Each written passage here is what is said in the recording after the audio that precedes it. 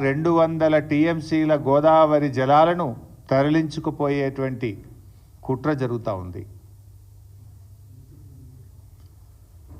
Godavari Bankacherla project ఏదైతే ఆంధ్రప్రదేశ్ ప్రభుత్వం తలపెట్టిందో ఈ ప్రాజెక్టు నిర్మాణం వల్ల తెలంగాణకు తీవ్రమైన నష్టం జరగబోతూ ఉంది.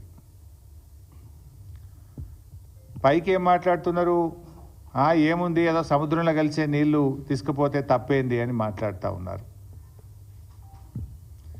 మరి గోదావరిలో అన్ని నీళ్లు ఉన్నదే నిజమైతే, సముద్రంలో కలిసే నీళ్ళు అయితే మరి తెలంగాణ రాష్ట్ర ప్రభుత్వము గోదావరి మీద ప్రాజెక్టులు చేపడితే ఎందుకు మోకాలడ్డం పెట్టినరు? తెలంగాణ ప్రభుత్వం చేపట్టిన ప్రాజెక్టులను రద్దు చేయాలని, అనుమతులు ఇవ్వొద్దని ఆ రోజు కేంద్ర ప్రభుత్వానికి లేఖల మీద లేఖలు ఎందుకు రాసినరు? ఇదే చంద్రబాబు నాయుడు గారి ప్రభుత్వము ఆ రోజు కాళేశ్వరం ప్రాజెక్టుకు మనకు అన్ని అనుమతులు వచ్చినాయి. ఒకటి, అన్ని ప్రాజెక్టుకు రావాల్సిన సిడబ్ల్యూసి నుంచి 9 డైరెక్టరేట్ల నుంచి తెచ్చాం, ఎన్విరాన్మెంట్ క్లియరెన్స్ తెచ్చాం, లాస్ట్కు టీఏసీ ద ఫైనల్ క్లియరెన్స్ కూడా ఆ రోజు మేము తెచ్చుకున్నాం.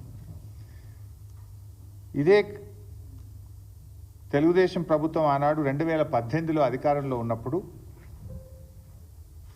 కేంద్ర జలవనరుల శాఖకు రాసిన ఉత్తరం ఇది. ఇందులో చాలా స్పష్టంగా ఏం రాస్తారంటే, Kaleshwaram project unilaterally without approval from FRMB, Apex Council or CWC against the provisions under section 84(3), 85(d) of AP Reorganization Act 2014. As per 11th schedule at para 7 of AP Reorganization Act 2014, no new projects based on water resources arrived at based on appropriate dependability criteria on Godavari or Krishna rivers can be taken up by the state of Telangana or state of Andhra Pradesh without obtaining sanction from Apex Council. ఇది మీరు రాసిందే. అయితే ఆ రోజు కేంద్ర ప్రభుత్వం కాళేశ్వరం కొత్త project కాదు, Pranahita Chevella కొనసాగింపే Kaleshwaram project అని చెప్పి ఆ రోజు కాళేశ్వరానికి కేంద్ర ప్రభుత్వం అన్ని అనుమతులు కూడా ఇచ్చింది. ఇట్లా చాలా ఉత్తరాలు రాశారు. చివరికి మనం తుమ్మిళ్ళ లిఫ్ట్ ఇరిగేషన్, మన భక్త రామదాస్ లిఫ్ట్ ఇరిగేషన్ కట్టాం గోదావరి మీద. భక్త రామదాస్ అనేది కూడా ఆల్రెడీ ఉన్న ఆయకట్టే, అది SRSPలో భాగంగా ఉన్న ఆయకట్టుకు టేలెండ్కు నీళ్లు రావడం లేదని మనము చిన్న లిఫ్ట్ పెట్టి పాలేరు నియోజకవర్గానికి నీళ్ళు ఇచ్చాం. ఈ లిఫ్ట్ కూడా ఆపేయాలి, దీన్ని రద్దు చేయాలి, ఈ లిఫ్ట్ కట్టనీయొద్దు అని చెప్పి కూడా అప్పటికి ఆంధ్రప్రదేశ్ ప్రభుత్వం కేంద్ర ప్రభుత్వానికి CWCకి లేఖ రాసింది. ఇట్లా చాలా లెటర్లు. ఇది చంద్రబాబు నాయుడు గారు స్వయంగా రాసిన లెటర్. మీరు పాలమూరు ఎత్తిపోతల పథకానికి అనుమతి ఇవ్వద్దు, దిండి ఎత్తిపోతల పథకానికి అనుమతి ఇవ్వద్దు, ఇది కొత్త ప్రాజెక్టు, మీరు ఎట్లా స్టార్ట్ చేస్తారు, దీన్ని ఆపాలి అని చెప్పి స్వయంగా చంద్రబాబు నాయుడు గారు ఆయన ఓన్ హ్యాండ్ రైటింగ్తో రాసిన లెటర్. సరే, ఇట్లా ఇవన్నీ ఒకటి కాదు రెండు కాదు, ఆంధ్రప్రదేశ్ ప్రభుత్వం రాసిన 20-30 లెటర్లు ఇవి. తెలంగాణ ప్రాజెక్టులకు అడ్డుపడుతూ తెలంగాణ ప్రాజెక్టులను నిలిపివేయాలని, అనుమతులు ఇవ్వొద్దని, మీరు ఎట్లా కడతారని కోర్టుల్లో కేసులు వేశారు, కేంద్ర ప్రభుత్వం దృష్టికి తీసుకుపోయినరు, గ్రీన్ ట్రిబ్యునల్లో కూడా కేసులు వేసిండ్రు. అయితే ఈరోజు మరి నేను అడుగుతా ఉన్నా, గోదావరి బనకచెర్ల ప్రాజెక్టు కొత్త ప్రాజెక్టు కాదా? అసలు కేంద్ర ప్రభుత్వం ఎందుకు నిద్రపోతూ ఉంది? ఈరోజు మన రాష్ట్రంలో ఏపీ రీఆర్గనైజేషన్ యాక్ట్ తర్వాత ఇటు తెలంగాణలోనైనా అటు ఆంధ్రప్రదేశ్లోనైనా కొత్త ప్రాజెక్టు చేపట్టాలంటే KRMB, GRMB అనుమతి తీసుకోవాలి. ఆ నదీ పరివాహక ప్రాంతంలో ఉన్నటువంటి రాష్ట్రాల నుంచి అంతర్రాష్ట్ర ఒప్పందం జరగాలంటే నదీ పరివాహక ప్రాంతంలో ఉండే అన్ని రాష్ట్రాలు ఒప్పుకోవాలి. నంబర్ 3, ఏపీ రీఆర్గనైజేషన్ యాక్ట్ ప్రకారంగా అపెక్స్ కౌన్సిల్లో కొత్త ప్రాజెక్టు అనుమతి పొందాలి. Number 4, central water commission clearance తీసుకోవాలి. నంబర్ 5, ఎన్విరాన్మెంట్ క్లియరెన్స్ తీసుకోవాలి. ఏ అనుమతి కూడా లేదు. ఇప్పుడు గోదావరి బనకచెర్ల ప్రాజెక్టుకు ఏ అనుమతి లేదు. నేను పైన చెప్పిన దాంట్లో ఏ ఒక్క అనుమతి లేకుండా నియమ నిబంధనలన్నీ బుల్డోజ్ చేస్తూ కేంద్రం జుట్టు తన చేతుల్లో ఉంది అని చెప్పి ఇష్టారీతిన రాత్రికి రాత్రి ప్రాజెక్టు రూపకల్పన చేసి ఇవాళ టెండర్లు పిలిచి ముందుకు పోతా ఉన్నారు. ఇది ఎక్కడి పద్ధతి అని నేను అడుగుతా ఉన్నా. అంటే మేము కాళేశ్వరం కడతానో, భక్తరామదాస్ కడతానో, మేము పాలమూరు కడతానో, దిండి కడతానో, ఆ రోజు కేంద్ర ప్రభుత్వానికి లేఖలు రాస్తారు, సిడబ్ల్యూసీకి లేఖలు రాస్తారు, గ్రీన్ ట్రిబ్యునల్లో కేసు వేస్తారు, హైకోర్టులో కేసు వేస్తారు, సుప్రీంకోర్టులో కేసులు వేసి మోకాలు అడ్డం పెట్టే ప్రయత్నం చేస్తారు.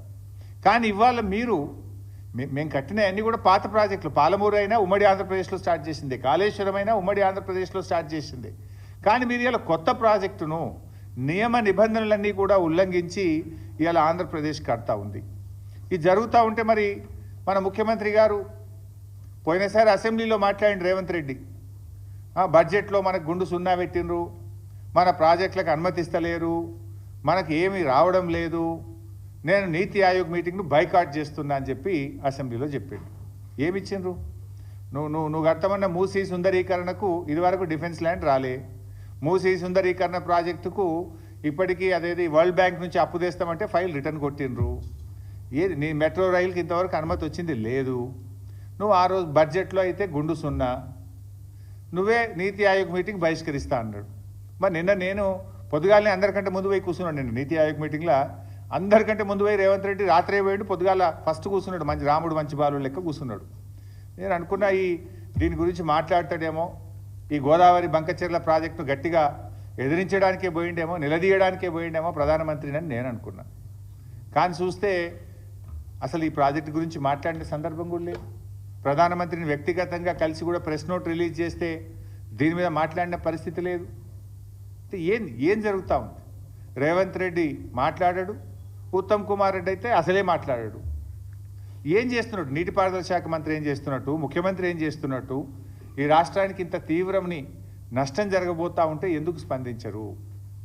ఇవాళ మనకు గోదావరిలో 959 టీఎంసీల నీళ్లను బచావత్ ట్రిబ్యునల్ మన రాష్ట్రానికి ముఖ్యంగా తెలంగాణ ప్రాంతానికి కేటాయించింది. మరి ఆ 959 టీఎంసీలను మనం వాడుకోవాలి కదా. ఇవాళ పైకి ఏం మాట్లాడుతున్నారు? లేలే ఇవి సముద్రంలో కలిసే నీళ్ళు అంటున్నారు. సముద్రంలో కలిసే నీళ్లు కావు ఇవి.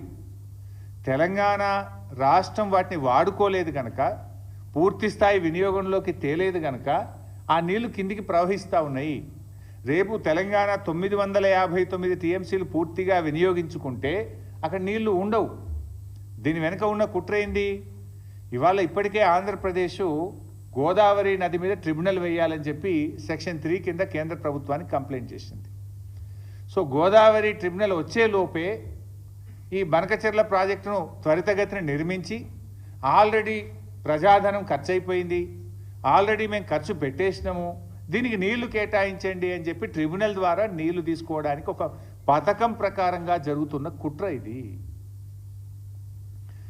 ఎట్లా సాధ్యమైతే చెప్పండి?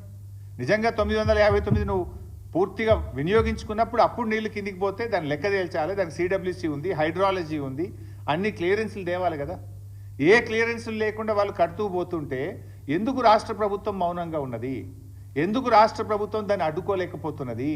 There are many forums. నిన్న నీతి ఆయోగ్లో రేవంత్ రెడ్డి ఎందుకు ప్రశ్నించలేదు నేను అడుగుతా ఉన్నా. ఇంకా బాధ కలిగే అంశం ఏంది? 8 ఎంపీలు కాంగ్రెస్ గెలిచే, 8 ఎంపీలు బీజేపీ గెలిచే, 16 ఎంపీలు గెలిస్తే ఏం లాభం ఈరోజు రాష్ట్రానికి? బడ్జెట్లో ఏమి రాదు. మన నీళ్లను కూడా తీసుకుపోతూ ఉంటే బీజేపీ ఎంపీలు మాట్లాడరు, నా కాంగ్రెస్ ఎంపీలు మాట్లాడరు. పార్లమెంట్ను స్తంభింపజేయాలి కదా.